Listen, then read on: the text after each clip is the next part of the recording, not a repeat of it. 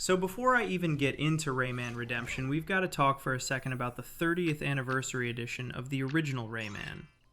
Honestly, the intentions were good.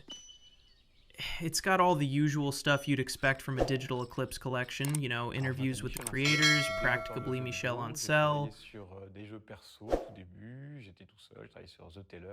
It's even got every version of the game under the sun. PlayStation, Jaguar, DOS, even the Game Boy Color version, and the GBA one. Some versions even have cheats, like max HP or infinite lives and continues. Really, the only thing missing is the Sega Saturn version. But the real trouble starts with the authenticity, or more specifically, the total lack of it when it comes to the music.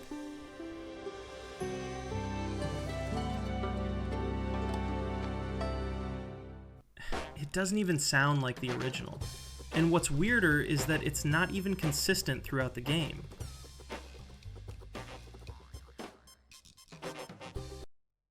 Like, the music in the first level is actually pretty close, even though I still think the original sounds better.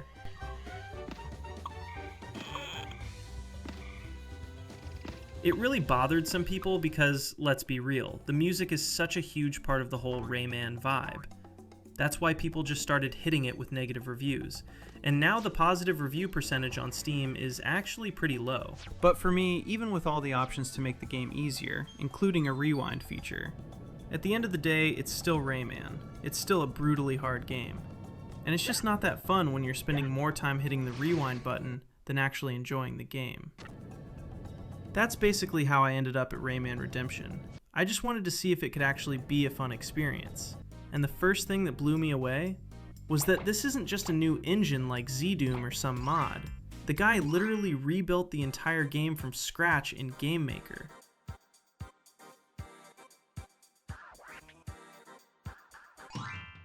There are so many quality of life improvements here. You get infinite lives on the casual mode, and you even get the helicopter power-up right at the start.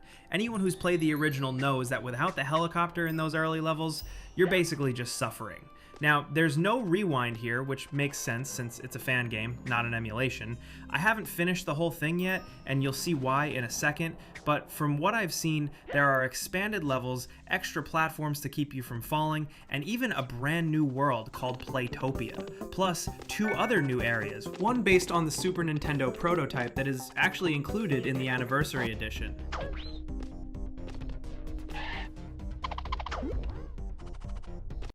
On top of all that, there are all these mini-games and speedruns, which honestly add so much to the whole experience.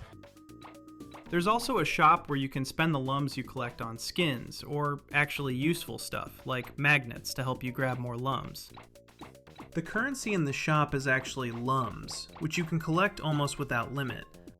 So theoretically you can buy anything if you don't mind grinding a lot. But there are still things that bug me.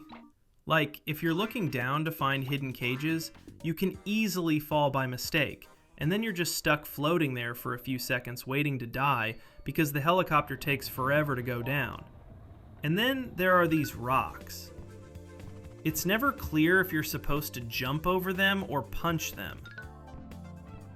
It's not the creator's fault, he just decided that's where players didn't need help. But yeah, it can get annoying. But what really broke me, the straw that broke the camel's back, was the bosses. I could not for the life of me beat them without using cheats to boost my hit points. Eventually, this boss called Mr. Stone just absolutely wrecked me. I just didn't have it in me to start flipping on invincibility cheats. I had to take a break. I mean, I'm watching people online who somehow beat him without taking any damage. It's basically a Souls game at that point.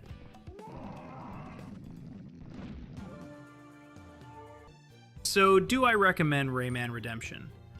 If you played Rayman back in the day and you don't have the patience for that insane difficulty anymore, then for sure. The bosses are frustrating, but with the HP cheat, I think anyone who beat it once can do it again. If you've never played the original, maybe put an hour into the classic version first just to see, then jump over to Redemption and try to push through. Anyway, I hope you guys enjoyed the video, and I'll see you in the next one.